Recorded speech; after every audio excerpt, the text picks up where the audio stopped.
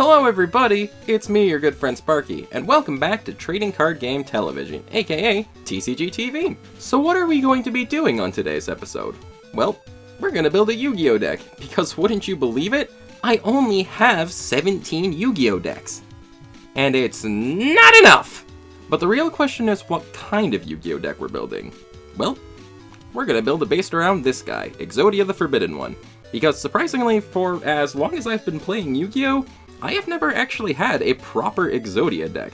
At one point I did have plans for an Exodia deck, and at another point I had a deck that included a lot of limited and forbidden cards, just so I could abuse infinite draw strategies for the heck of it. But today we are going to build a proper Exodia deck using only cards that I currently own. And trust me, I own a lot of trading cards. I probably own more trading cards than I could ever possibly use ever. So, without further delay, let's get to deck building. Okay, here we are back in first-person Sparky mode. We have with us some card sleeves I would like to use. We have a deck box, and of course, we have a whole mess of trading cards that I would like to create this deck with. Now I'm going to introduce you here to my deck building method. What I do is I come up with one or two neat ideas I'd like to try out. I gather the cards for those one or two neat ideas, and then usually I fill in the rest with whatever and hope it works. I try my best not to just like Google search decks online and see what's the best combination of cards. I try my best to make my decks unique, have them come from my own ideas, my own thoughts, and not just be a carbon copy of what someone else does. I do research, of course. If I've got an idea, I will search and I will check to see if it works the way I think it's gonna work, and if it doesn't, then oh well, and if it does, awesome. So anyway, let's get to building some decks here. We'll take out our card sleeves. We've got some nice pretty shiny card sleeves featuring the Pharaoh with the Seal of Orichalcos behind him, which will not be making an appearance in this deck, but whatever, these are still neat and I want to use them. And of course, we need the 5 pieces of Exodia to create our Exodia deck. I really like these Exodia pieces. They actually came out of a gift set that was around during the early days of Yu-Gi-Oh! GX. It came with these Exodia pieces, it came with some Duelist packs, it came with a starter deck, and a Game Boy Advance game, Yu-Gi-Oh! GX Duel Academy, which was a pretty fun game, if not a little confused at times, considering not a lot of the GX cards actually existed at the time, so all of the characters in the game used cards that they don't actually use in the show. Like, I remember Jaden's strongest deck used 5-God Dragon for some reason, or 5-Headed Dragon. Yeah, it was super confusing when I saw that happen the first time. But anyway, let's sleeve up our Exodia pieces and get this train rolling. Now, of course, once you have your 5 pieces of Exodia, you do need 35 other cards in the deck in order to use them. So I am going to introduce you to my idea, the idea I came up with that I want to use to make this deck work. And it all revolves around this fellow right here, Legion the Fiend Jester. This guy has the effect of, during your main phase, you contribute summon one spellcaster type monster in face-up attack position in addition to your normal summoner set. Well, that's not the effect that we are going for. The effect we are going for is his secondary effect. If this card is sent from the field to the graveyard, you can add one spellcaster type normal monster from your deck or graveyard to your hand. You can only use the effect of Legion to the Fiend's Jester once per turn. So basically, what his job is to search for the pieces of Exodia, which are all, well, not all, mostly normal spellcaster type monsters. So of course we are going to be packing 3 Fiend Jesters. Now the next question is, how do we get Fiend Jester's effect to go off when we want it to? If we don't have some way to get him to activate, we have to rely on our opponent destroying him by battle. And if my opponent catches wind that I'm trying to gather Exodia pieces, they're not going to want to do that. So what's a good way to get Fiend Jester to activate? Well, it all revolves around a little spell card called Wonder Wand. Equip only to a spellcaster type monster, it gains 500 attack. If you control the equipped monster in this card, you can send both to the graveyard to draw 2 cards. So, what Wonder Wand would do in this case is I would equip it to Fiend Jester, then use its effect to send Fiend Jester to the graveyard, draw 2 cards, and then Fiend Jester's effect would go off and it would allow me to search for an Exodia piece. So this would give you a 3-card advantage when you get this to go off. Of course, just getting that effect to go off is not enough to make the deck work, because you have to rely on Wonder Wand and Fiend Jester to be both in play at the same time.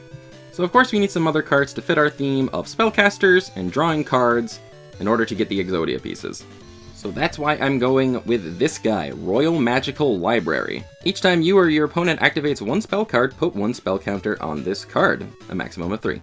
By removing 3 spell counters from this card, draw 1 card from your deck. I don't quite know if I'm going to run 3 Royal Magical Libraries, because it's really only useful for defense and the effect. And admittedly, it can take a bit for the effect to go off the way you want it to. But we're just going to sleeve 3 of these guys up for now. Of course, if you've got Royal Magical Library on the field, your opponent's not going to let you use his effect if they can help it. So, in order to supplement this, we've got another little card here. And here it is, the Magical Citadel of Endymion. Each time a spell card is activated, place 1 spell counter on this card.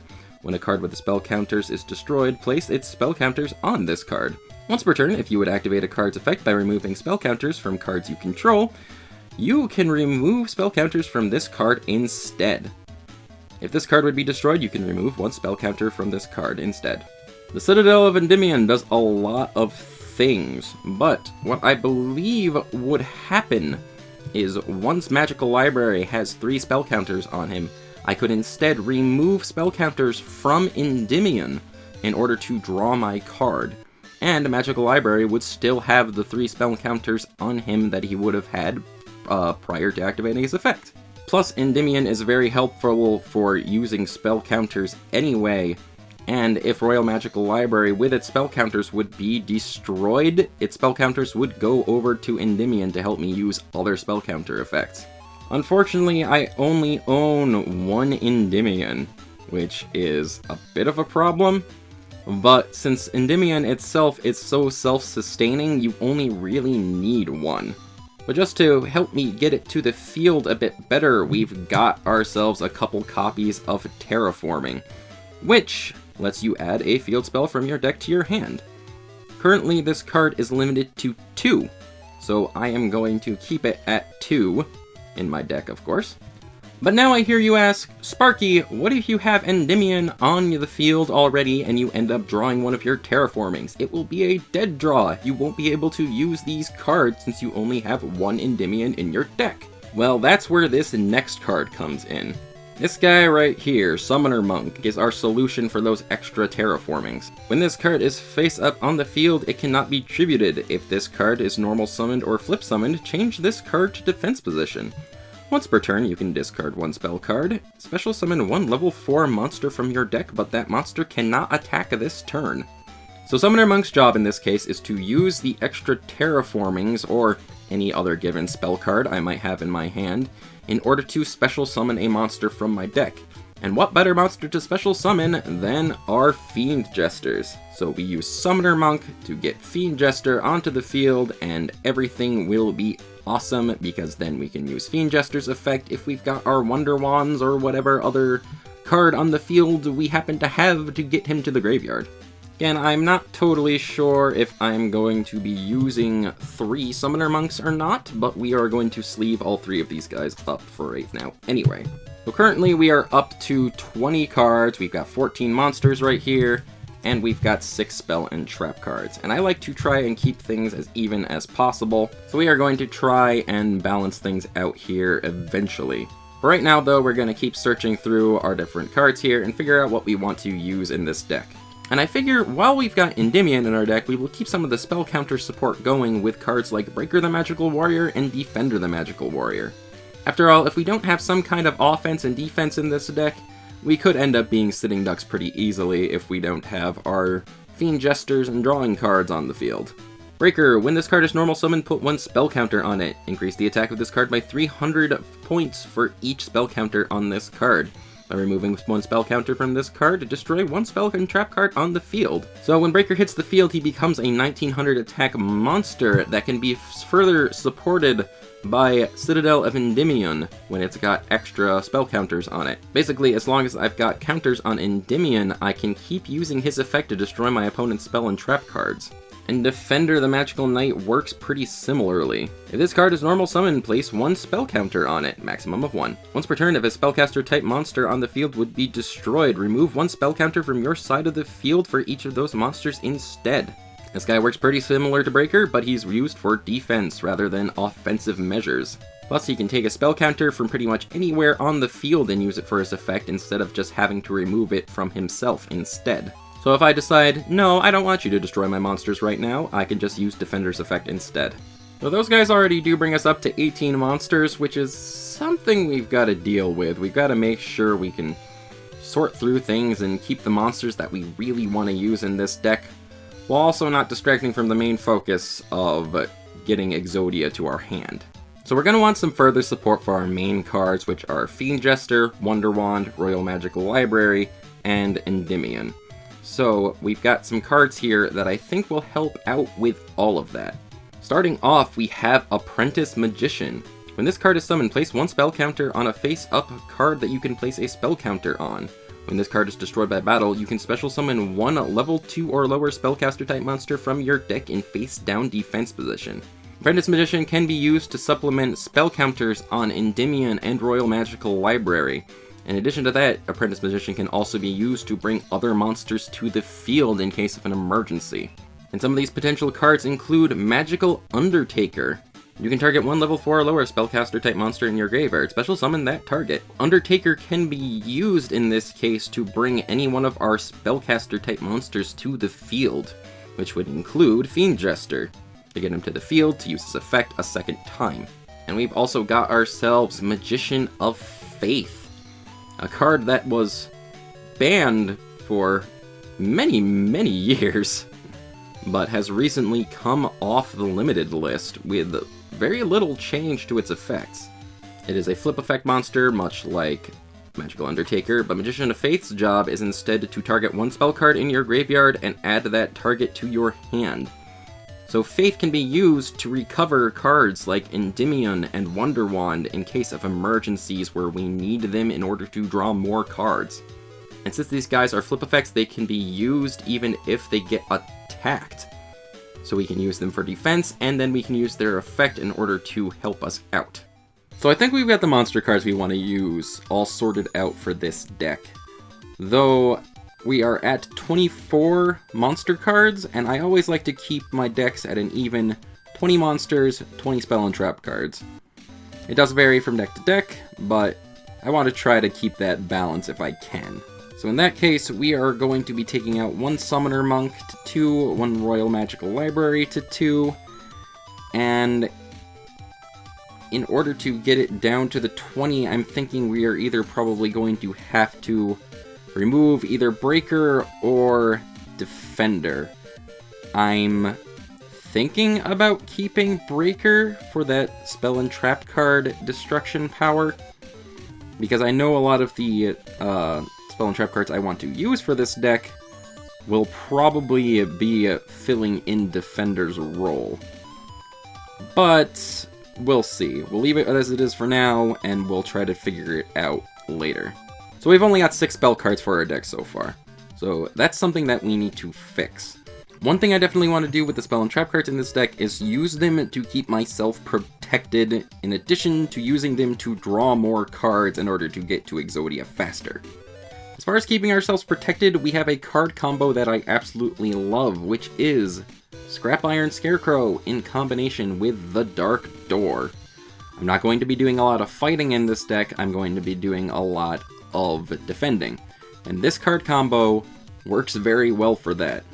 The Dark Doors is a continuous spell card, and its effect is both players can only attack with one monster during their respective battle phases. The Scrap Iron Scarecrow is a normal trap card, and its effect is activate only when an opponent's monster declares an attack. Negate the attack, and set this card face down again instead of sending it to the graveyard. So with Dark Door on the field, my opponent can only attack once per turn, and with Scrap Iron Scarecrow on the field, I can negate that attack, and then reset this card so I can use it again during the next battle phase. So basically these two are very effective at keeping me protected during the battle phase. They essentially say, you're only allowed to attack me when I say you can attack me. Like when I want you to trigger Legion, or I want you to trigger Magician of Faith. So we are going to put my 2 scraps in the deck, and then probably 2 Dark Doors, keep the third one aside for now. Of course, this deck is not just about defending myself, it's also going to be about getting cards to my hand. First off, I'm pretty sure I'm going to include at least 2 Pot of Dualities. Excavate the top 3 cards of your deck, add 1 of them to your hand. Also, after that, shuffle the rest back into your deck. You can only activate 1 Pot of Duality per turn, and you cannot special summon during the turn you activate this card. Not being able to special summon is an issue, but outside of Summoner Monk, and maybe 1 or 2 spell and trap cards, I'm not going to be doing a lot of special summoning during my turn. Magical Undertaker most of the time will be activated during my opponent's turn if they get an attack off, and I can always just wait to special summon for another turn. So the whole special summoning thing's not going to be that big of a deal. Most of the time I'm just going to be searching for and drawing cards to my hand anyway. So we'll put at least 2 pots in the deck, I think. Another card we've got here is One Shot Wand, which is a lot like Wonder Wand in the sense that it's an equip card for spellcaster-type monsters that helps you draw cards. Equip only to a spellcaster-type monster, it gains 800 attack. The equipped monster attacks or is attacked after damage calculation. You can destroy this card, and if you do, draw 1 card. So I can equip this to a monster, and when it gets attacked, I can send it to the graveyard, regardless if it gets destroyed or not, I'm pretty sure. And it allows me to draw 1 card to replace this, basically. I don't think it's quite as useful as Wonder Wand is in this case, so I'm probably only going to put 2 in. Another card I would like to include here is One Day of Peace, which is currently limited to 1, but I only actually own 1, so there you go. Each player draws 1 card, and neither player takes battle damage until the end of the opponent's next turn. So, I'm not going to be doing a lot of attacking in this deck. I am going to be doing a lot of drawing of cards. One Day of Peace gives my opponent a card, but it also prevents either of us from taking damage. So this card lets me get a card to my hand, and it protects me from battle damage until my next turn. The fact that my opponent won't be taking damage really isn't a big deal in this case. These 2 cards are a maybe. I've already got a lot of draw support, so I don't think I'm going to really be using them. First we have Shard of Greed. Each time you draw a card for your normal draw in your draw phase, place 1 greed counter on this card. You can send this card with 2 or more greed counters to the graveyard to draw 2 cards. So it's useful for drawing cards, but you have to wait on its effect for 2 turns after you activate it, which is not a great thing. We also have Supply Squad. Once per turn, if a monster you control is destroyed by battle or card effect, draw 1 card. So this card can be very helpful for letting me draw cards when my monsters get attacked, but I'm going to be doing my best to prevent getting attacked where I can help it, and only really allowing myself to get attacked when I want my opponent to attack me. So we might not be including this card. Though now that I think about it, Supply Squad and One Shot Wand kind of do the same job, except this is a continuous effect while this can only be used once. And I'm not going to be making use of the attack boost very much in this deck, so I might actually include Supply Squad over One Shot Wand. You know what? Yeah, we're going to do that. We're going to take One Shot Wand out and put Supply Squad in. It'll be there as kind of an emergency measure in case I don't have anything else to protect myself.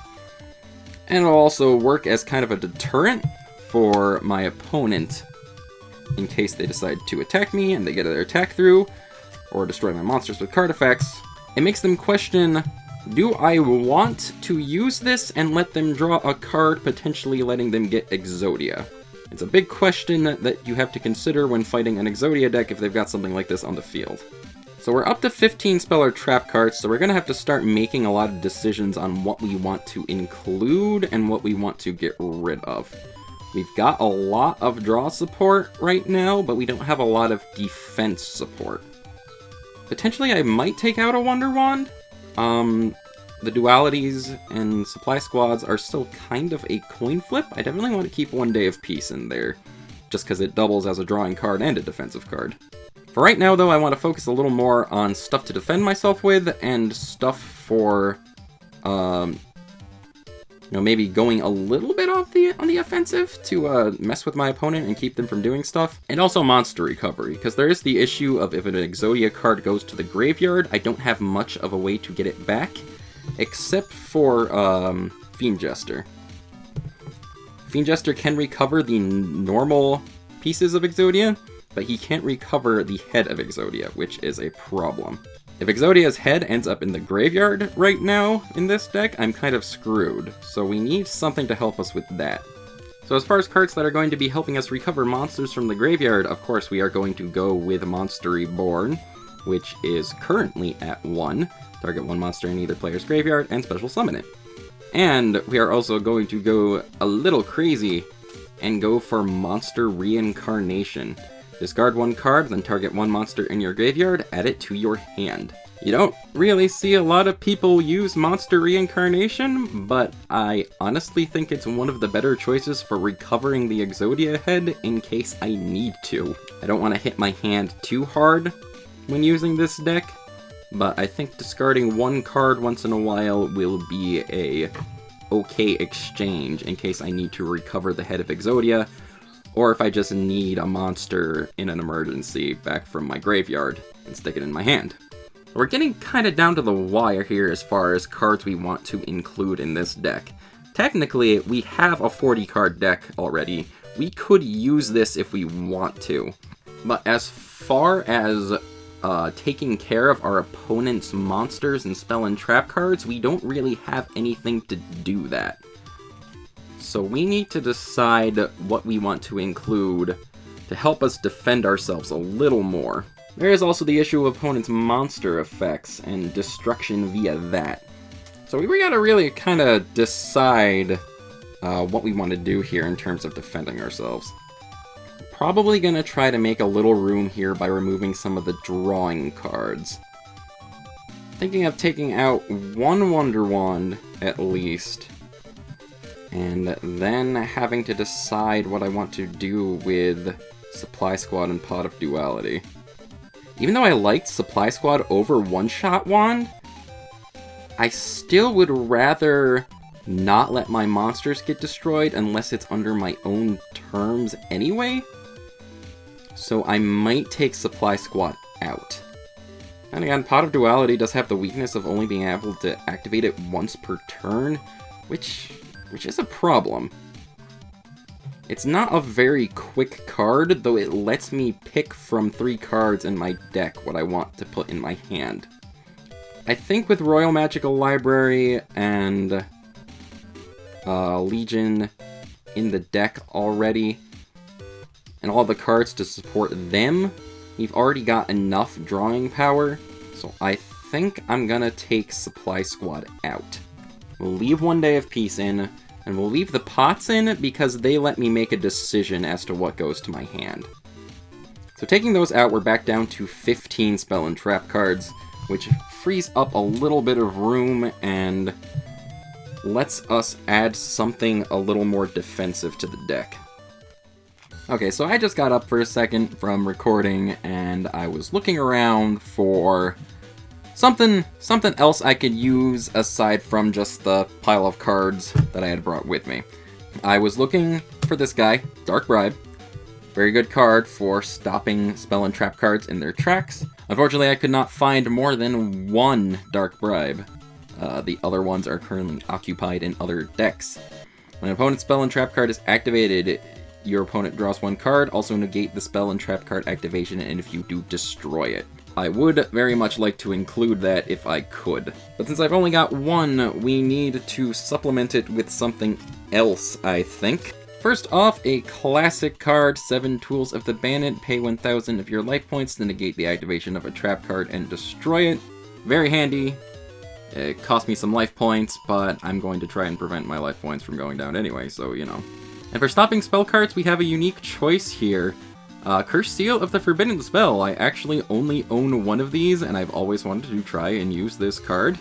You discard one spell card from your hand and negate the activation and the effect of a spell card and destroy it. Your opponent cannot activate spell cards of the same name, including the spell card that is destroyed by this card's effect, during the rest of this duel. So, it'll cost me a spell card, but I've got a lot of those currently in this deck anyway. And it could be another alternative use for those extra terraformings, in case I don't use them to look for Endymion. So we're gonna put this in here too, you know, just for the lulz. As far as stopping monster effects, I can think of no better choice than Fiendish Chain. Activate this card by targeting one effect monster on the field. Its effects are negated. Also, it cannot attack. When it is destroyed, destroy this card. So this acts as double protection from a monster's effect and from an attack from that monster. It basically makes the effect monster in question completely useless, and your opponent's gotta make a choice as to what to do with it. Do they leave it sitting there in the way, or do they waste time using it for some other monster summoning? The only issue with this card is that if the monster it's targeting is not destroyed, it doesn't leave the field afterwards. Fiendish Chain will then just be taking up a spot in your spell and trap card zone, but I think its benefits outweigh its negativity. So we've got these 5 right here, that fills up our spell and trap cards, but in my searches for Dark Bribes, I also actually found something I thought that I, hallucinated that I owned. I found this guy right here, Jar of Avarice. Target 5 cards in your graveyard except Jar of Avarice. Shuffle all 5 into the deck, then draw 1 card. You can only activate 1 Jar of Avarice per turn. So this card would solve my issue of if the Head of Exodia ends up in the graveyard. It can shuffle the card back into the deck, and it also acts as a drawing card to give me a card in addition. So we are going to actually put this in the deck in place of Monster Reincarnation. Alright, so we've got 1, 2, 3, 4, 5, 6, 7, 8, 9, 10, 11, 12, 13, 14, 15, 16, 17, 18, 19, 20 spell and trap cards. And we just have the issue of we have 1, 2, 3, 4, 5, 6, 7, 8, 9, 10, 11, 12, 13, 14, 15, 16, 17, 18, 19, 20, 21, 22 monsters. We need to remove 2 monsters from the deck. And it's a pretty difficult decision, but I think the monster in question is going to have to be Breaker. Defender's effect is a little more versatile.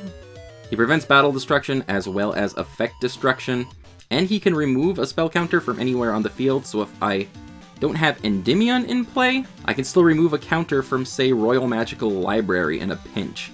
So Breaker the Magical Warrior is going to go to this side for right now. We'll keep him in as an option, a side deck option, I guess. And since we're talking about side deck options, there is another card I really wanted to include in this deck, but I'm not sure how I'm going to fit it in.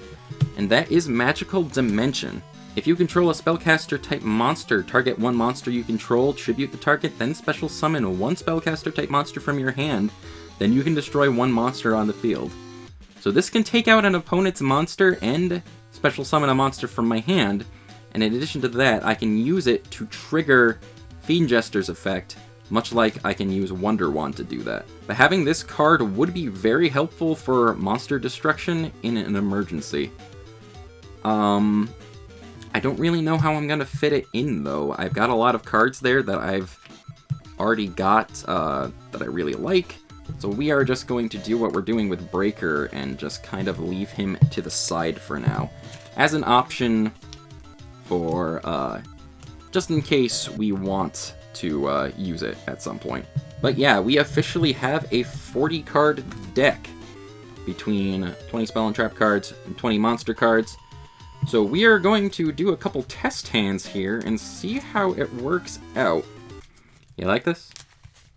You like the shuffling action I've got going on here? Mixing all these cards up? Kind of therapeutic to watch, really. Okay, so we have a shuffled deck. We are going to draw 1, 2, 3, 4, 5 cards and see, theoretically, what we could do with them.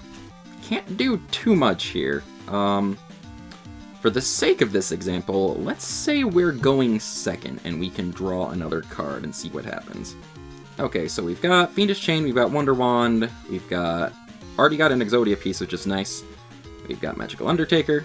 We've also got Terraforming and Pot of Duality. First things first, let's say we activate Terraforming. We are going to search our deck for our Endymion. Boom, Endymion added to our hand. Terraforming goes to our graveyard. Endymion goes here, but we're going to play it right away. Next up, I'd say we play our Pot of Duality. Pot of Duality puts a spell counter on Endymion, and it lets us check the top 3 cards of our deck. So we've got One Day of Peace, we've got Terraforming, and we've got Summoner Monk. I'm going to go ahead and stick One Day of Peace in my hand and shuffle the other cards back into the deck. That goes to the grave, One Day of Peace goes to my hand, but of course, we'll activate our One Day of Peace and draw our card, which is Defender the Magical Knight. Citadel gets another counter in that case, and we are protected from battle damage for the rest of the turn and the next turn. And then I'd say we would summon our Defender to the field. He gains a counter, and we've got 2 counters on Citadel in order to support him with. And I'd say after that we'd probably set our Fiendish Chain, and that would be the end of the turn. So not a bad test hand there. I think that works out.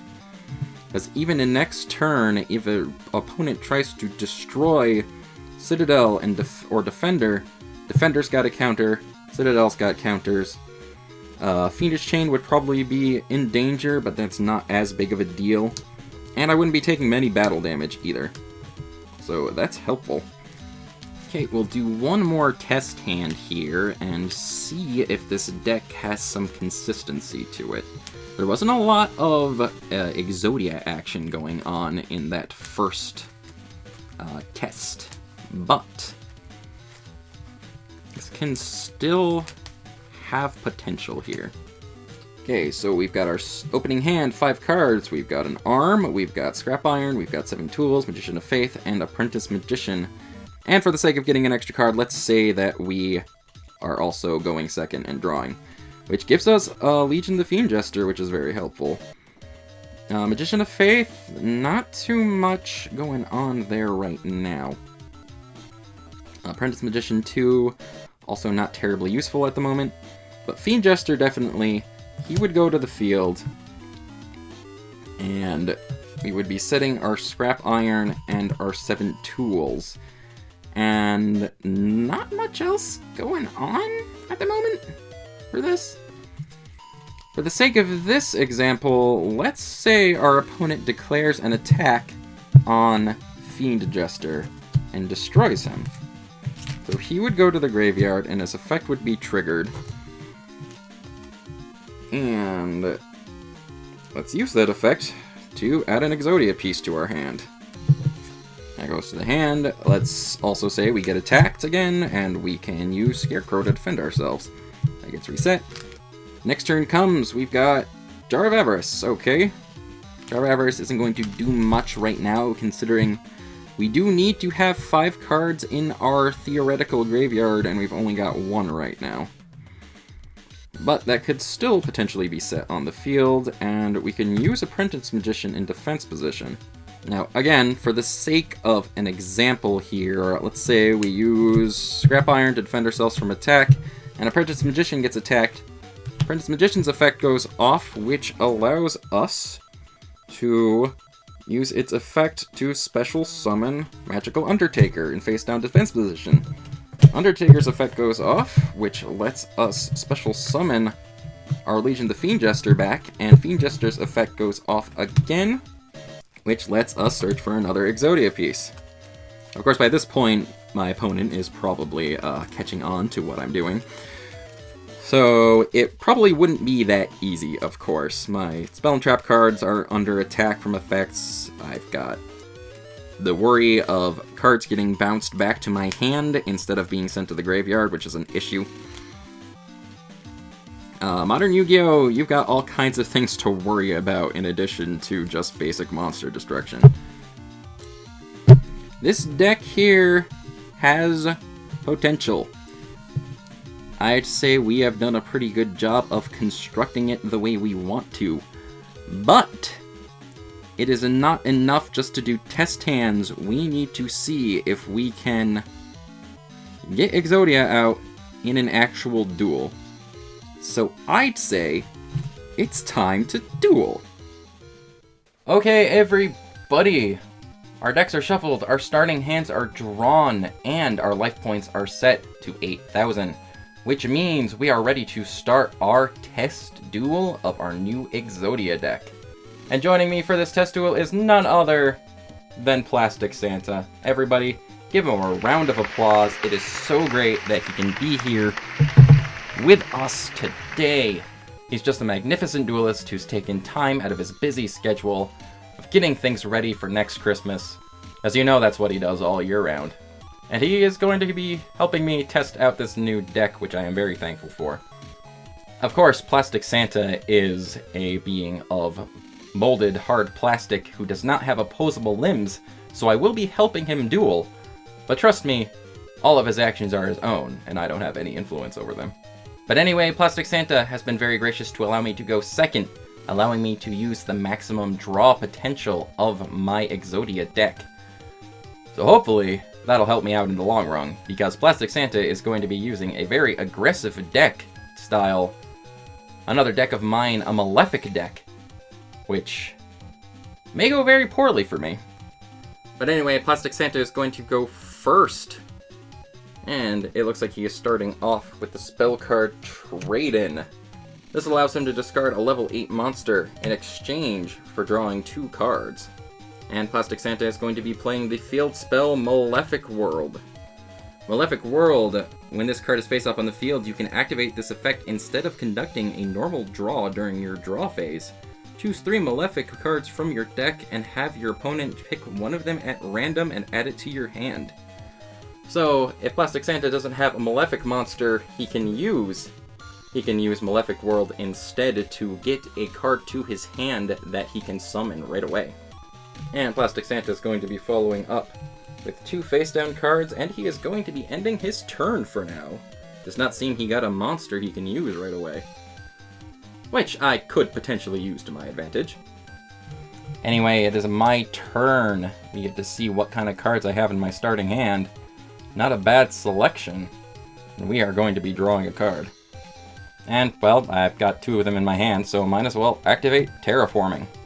Search my deck for my Magical Citadel of Endymion and add it to my hand. Send that to the grave. Set 2 cards on the field. And of course, we are going to be activating our Endymion. And I think we're going to finish things off by setting a monster face down and ending our turn. Now it's Plastic Santa's turn, and instead of conducting his normal draw phase, he is going to be activating the effect of Malefic World. Selecting 3 cards from his deck, and I will pick one at random. The card going to Plastic Santa's hand is Malefic Cyber End Dragon. Very scary. And the other 2 cards go back into his deck. And of course, when you've got a very scary monster, you're gonna special summon it. Malefic Cyber End Dragon is special summoned to the field by banishing 1 Cyber End Dragon from his extra deck. Malefic monsters are interesting because they are very powerful and super easy to summon, but they do restrict your other monsters from attacking, and you can only have 1 out on the field at a time. And it seems that Plastic Santa is going to be activating his trap card Malefic Clawstream. He can only activate it if he controls a face-up Malefic monster, and then he selects 1 monster I control and destroying it. Seems like he's trying to get rid of my defenses here, but I'm not going to let him do that. I'm going to activate 7 Tools of the Bandit. By paying 1,000 life points, I negate his card's effect, his trap card's effect, and send it to the graveyard. I don't really want my defenses open that quickly, especially with a monster with 4,000 attack on the field. But regardless, Cyber End Dragon is going to be attacking my face-down monster, which is my Apprentice Magician. This allows me to look for a level 2 or lower spellcaster type monster and set it face down on the field thanks to Apprentice Magician's effect. And I think for the sake of protecting myself, we're just going to pick another Apprentice Magician and put it right face down on the field. And with that, it is my turn once again, drawing a card, seeing what we can get. And this is very handy. We're going to set it face down on the field, and I think we are going to end our turn. Santa's drawing a card instead of activating his Malefic World. Setting a card face down on the field and declaring an attack on my monster. So I think I am going to let it go through. Apprentice Magician's effect goes off, allowing us to put another monster on the field. This will hopefully allow me to thin my deck out a little to get the Exodia pieces. We are going to put Magical Undertaker face down. With that, it is my turn as we draw a card. Not sure how handy this is going to be in this situation. I could stop his monsters from attacking, but that would negate Malefic's effect, allowing other monsters to attack. So, we'll set it, see what happens. With that, we're going to be ending our turn. Plastic Santa's turn. Drawing a card. Not getting any other monsters to summon at the moment.